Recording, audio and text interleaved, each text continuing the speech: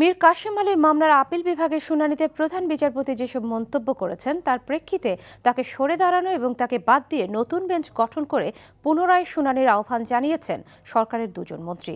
বলেন, প্রধান বিচারপতি রাষ্ট্রপক্ষের যেসব সমালোচনা করেছেন তারপর ৮ মার্চ আপিল বিভাগের রায়ে মীর কাশেম আলীর মৃত্যুদণ্ড বহাল রাখার সুযোগ নেই।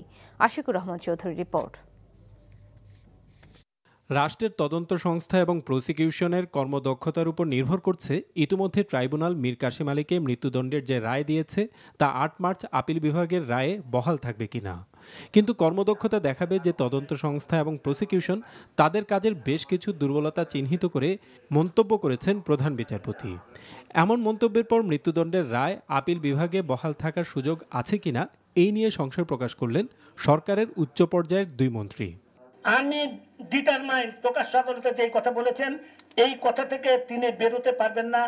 আসামিকে হয় তিনি খালাস দেবেন, না হয় সাজা কমিয়ে দেবেন, না হয় মামলা রিমান্ডে পাঠাবেন, পুনর্বিচারে পাঠাবেন। তিনটার একটা তিনি করবেন। মৃত্যুদণ্ড বহাল রাখার কোনো আর উপায় নাই তার, যেই কথাটা প্রকাশ্যে তিনি বলে ফেলেছেন। এত অতি কথন আমরা বিগত 45 বছরের মতো কোনো প্রধান বিচারপতি দেখি নাই। এইটাও বন্ধ করা উচিত।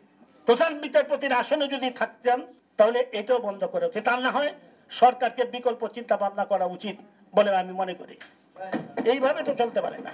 আহ্বান করব, অনুরোধ করব, প্রধান বিচারপতি মহোদয় যদি এরকম ওপেন কোর্টে কোনো মন্তব্য করেন, হয় সেটা প্রত্যাহার করে নেন, আর না হয় তিনি এটা মনে করলে যার একটা প্রধান বিচারকের পদে আসীন থাকার আর সুযোগ কতটুকু আছে সেই বিচারের ভার ওনার উপরেই আমরা রাখতে চাই।